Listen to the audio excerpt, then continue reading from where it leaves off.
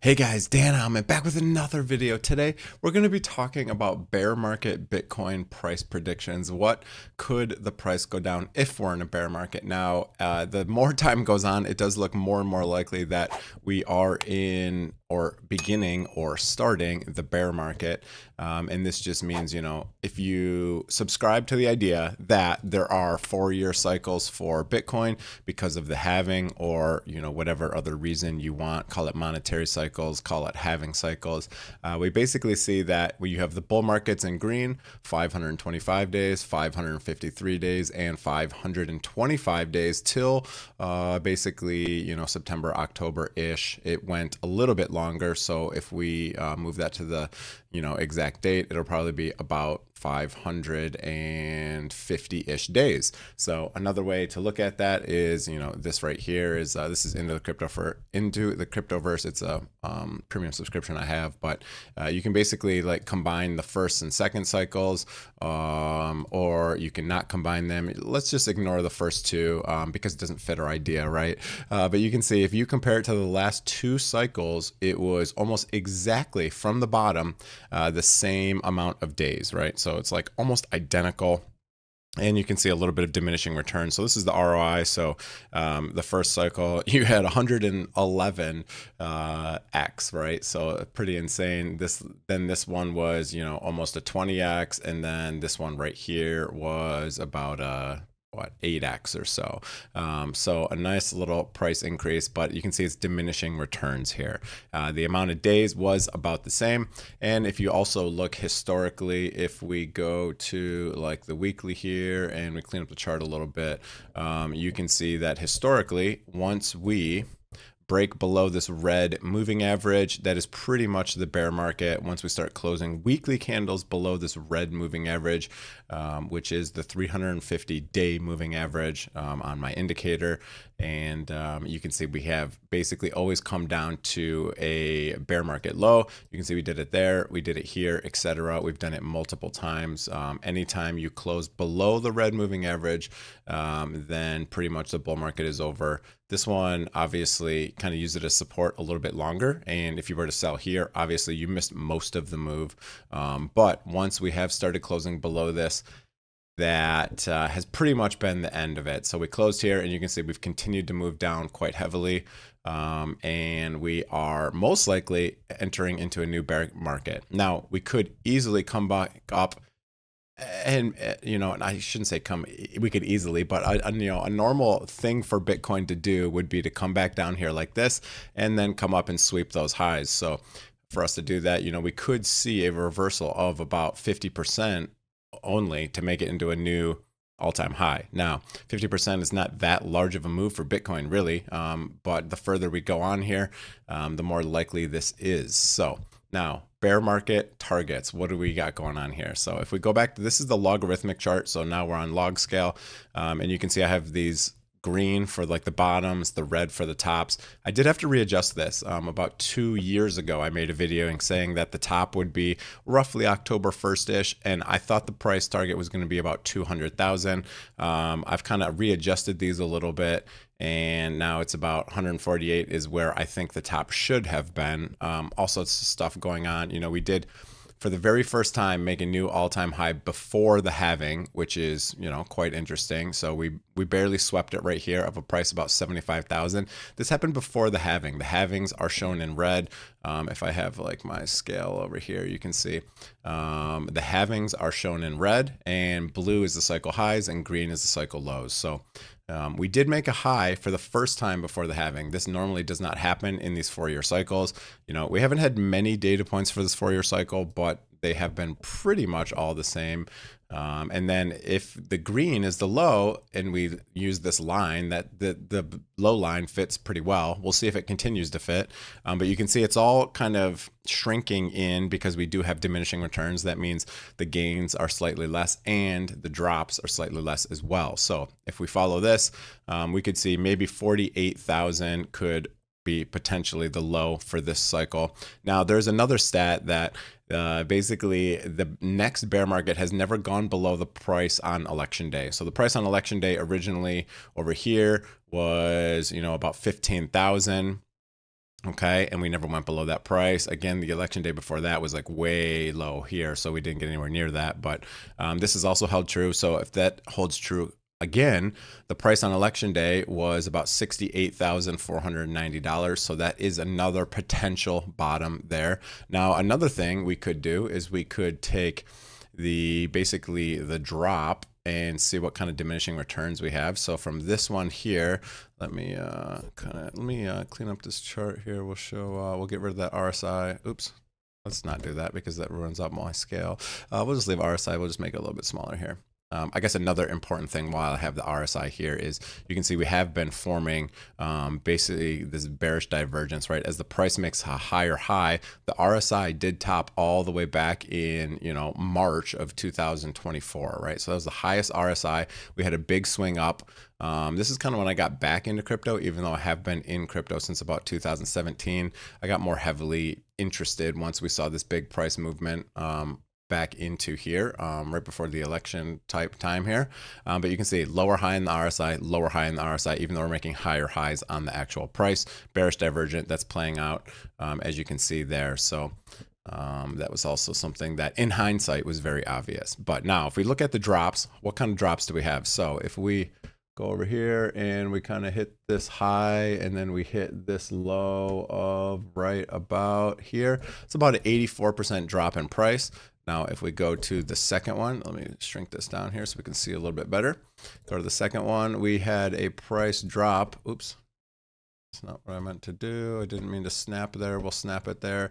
And then we had the price drop about 77%. So, you can see again diminishing returns in the pullback. So 84%, 77%. So if we just look at this, linearly, we could say, okay, maybe this one's going to be, I don't know, roughly 10% less. So maybe we get like a 67, 68, 69% drop. So again, if we go from the top, 69-ish for, nice round numbers, 69, 70-ish, that would put us at a drop of about $38,000. So that would kind of violate a lot of the logarithmic charts. But if you just want to look at this and say, all right, if we're going to continue to say this is dropping and dropping and dropping, that's maybe what we'll see. And that would, it doesn't obviously make a lower low, which would be quite tragic for sure.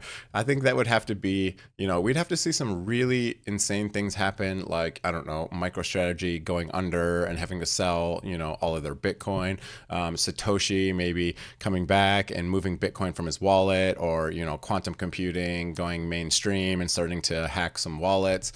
I think to see something larger, a larger drop than this, you'd have to see something insane like that. I don't think, I've seen a lot of people on X and stuff like saying, oh, Bitcoin's going to go to, $5,000 or $2,000 or zero. You see a lot of that, especially once the sentiment is so destroyed and the price is coming back down. I've seen a lot of people talk about that. Now, there is, of course, still bullish outcomes for this. As I said before, we could easily sweep the high, or we could even, if we get full on adoption, we get the US saying, I'm going to buy, a billion Bitcoin for the strategic reserve or something insane. We could see, something just completely break and us just to go kind of up forever. So you can see, like, you do see some adoption cycles, like when you have an asset that adopts, sometimes you will basically, if I just clean up this chart like completely here, and let's just like kind of get rid of some of these, etc. So let's hide, I don't want to hide all this, but here we go. I think I have another chart here. Actually, let me just go to like a blank chart. Here we go. So sometimes you do see kind of like an adoption line where you kind of like go like this, and then once you get the full adoption, you basically get this adoption S curve that looks like, something like this, right? Delete that, and something like this. So you see this, like, I guess to draw it better with this actual chart here, but let me give one more go at that. You kind of like get something where you come up here and you kind of roll over, and then you get the adoption and you see something like this, right? So you can get full-on adoption S-curve, something like that. I think like NVIDIA, for example, kind of looks like that. And there's some other targets. So you could see something insane like this, but this would be like a total shift in money. Even like the US government and other countries printing a lot of money. And, again, this is Bitcoin divided by the US dollar. So when you see weakness in the US dollar, that means that the price of Bitcoin can go up a lot. So, you could see something like this in a small scenario, a small chance to do something like this. Again, if Trump puts someone in who's, wants to cut rates insanely and wants to print like an insane amount of money, we could see something like this. And this could even happen with a shorter bear market and then, a just rocket ship right up again. You could have, I don't know, AI adopt Bitcoin and cryptocurrencies, etc., because it's like an easy payment method, all of that good gibberish. So there is definitely some bullish upsides. And honestly, there's so many people that are so bearish right now that I almost think like the most pain scenario would be us to just rocket right out of here and just go to new all-time highs. The longer and longer we go, I'm kind of entertaining this idea more and more, just because I feel like everyone is watching these 4-year cycles. I feel like everyone is like, okay, it's a bear market. We closed below, the moving average here. If I, put the moving averages on, okay, we closed below this on the weekly here. I feel like everyone was watching this, and I feel like everyone, especially on like X, is saying, we're in the bear market now. Here's the bear market target of X and X and X, 30,000, 20,000. And maybe the biggest pain scenario would us just to turn around right now after everyone's out of the market and just literally run it back up to new all-time highs. So I have closed a decent amount of my spot positions and take profits. Some are taking losses on altcoins for sure. Altcoins did just miserable this cycle. And that's another thing that's kind of weird about this cycle is, the Bitcoin dominance has not really dropped at all, right? So normally, if we just like, show the clean chart here. Normally, Bitcoin dominance would see these big phases. You can see there's kind of like a top here and then a big phase down. And I was expecting, Bitcoin dominance. Oops, I didn't mean to hit the... Abbott is expecting Bitcoin dominance to come back in and, kind of hit this target down here. But we didn't really see that. We didn't really see, full-blown alt seasons. Retail has been just completely gone from the market. So this cycle has been very weird because it's been pretty much Bitcoin doing the running only. There's some select few like Zcash and, Ethereum, even Solana, since this bear market has done very well, even though recently it's been performing very poorly.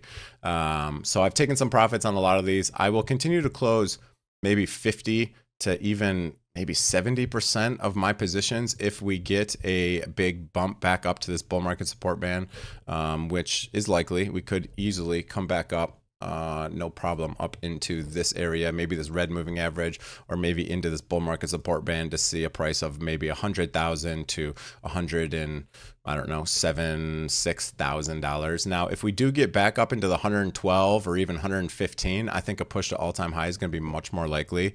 But that's kind of my bull market bear market predictions, or I guess potential bull market continuation is always possible. But leave a comment below. What do you guys think? There's also a promotion right now on Bitunix. If you do want to trade, going long at this point is better than going long up here, right? So there's a lot less downside, and there's a lot of coins like Litecoin, for example, where I'm still continuously holding my long. Litecoin has just been always a late bull market kind of performer. So, if you just kind of zoom out and just look at Litecoin on some of these charts here, you can see that the downside price action for Litecoin is fairly limited. I mean, what are we going to do? Come down here? I doubt we're going to break this trend line that we've held for many, many, many years. We might fake below it like some of these wicks, but what do we got? 15% on the downside target for this? I mean, even if we go into a bear market, I find it hard to believe that this is just going to roll over and all of a sudden go to zero when it's been performing like this forever. And, as you notice, we haven't seen this move yet up to, $400-ish, right? So I was really expecting and almost banking on this to go up, quite high. I think at least we'll come up into here, but it's just kind of interesting that stuff like Litecoin, which historically has always done very well. I mean, Litecoin has pretty much the same properties as Bitcoin. It has just as much uptime in terms of length, but has more uptime than the Bitcoin network. There's 84 million coins instead of 21 million coins. So you think the price would be whatever 1/4 of the price of Bitcoin, in a perfect world. It has, lower transaction fees, it's faster, etc. So, it's group mined with some other ones like Dogecoin. So it's kind of weird that we haven't seen the big move here.